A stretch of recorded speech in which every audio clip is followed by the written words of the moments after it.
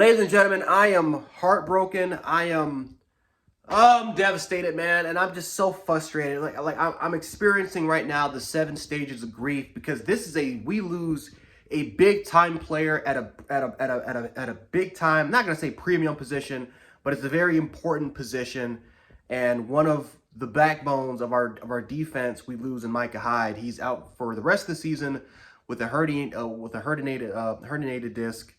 And man, this sucks. This really, really does suck because when you saw his injury, it didn't look anything too significant.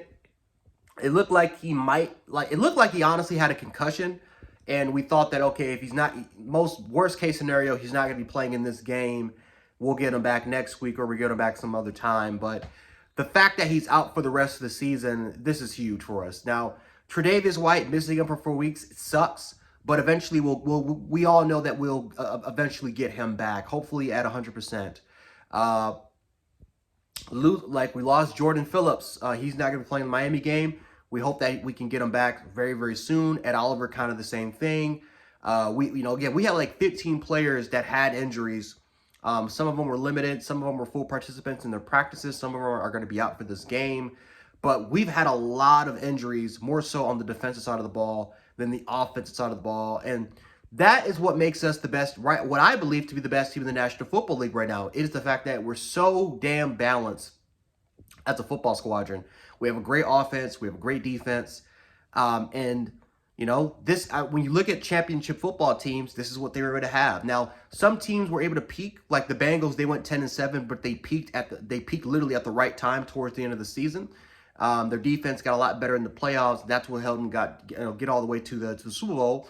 But you look at a team like the LA Rams that last year had a great offense and a great defense. The Tampa Bay Buccaneers had a great offense and a great defense. Kind of the year prior to that, right? Kansas City, their defense wasn't great, but they peaked at the right time. But their offense was phenomenal, right? So when you look at the past Super Bowl teams, right?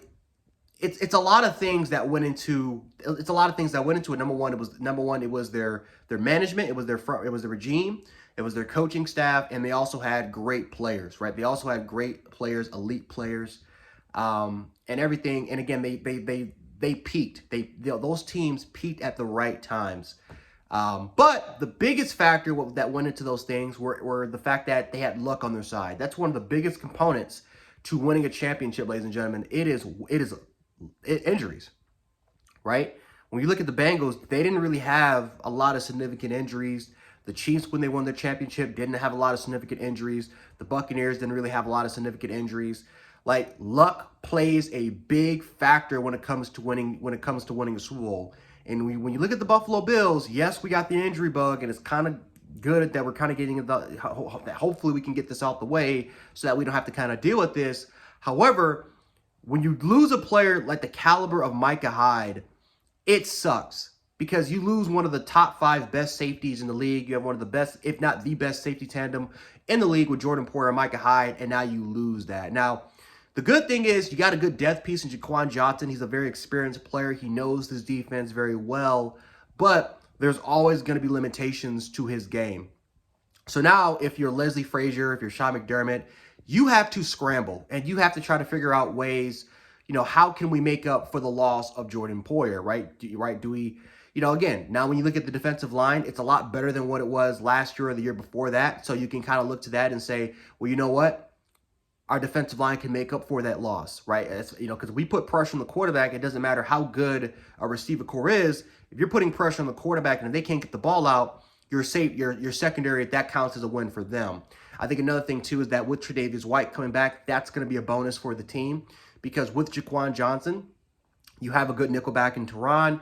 You have you have an elite cornerback in Tre'Davious White, and you do have another elite safety playing right beside you that can try to help you out. And, of course, Micah Hyde, I'm pretty sure he's going to be involved a lot when it comes to helping out Jaquan Johnson or whoever it is because we could potentially move Christian Benford. Like, once we get Tre'Davious White coming back, we could move Christian Benford to safety. He played a little bit of safety at Villanova.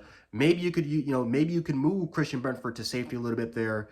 And again, maybe you can have Micah Hyde kind of mentor him. Now, again, some of the other good parts about this is the fact that we're going to see a lot of our young players, right? A lot of players that we kind of drafted, whether if it's DeMar Hamlin, Jaquan Johnson, whether if it's, again, Christian Benford, a Kiar Elam.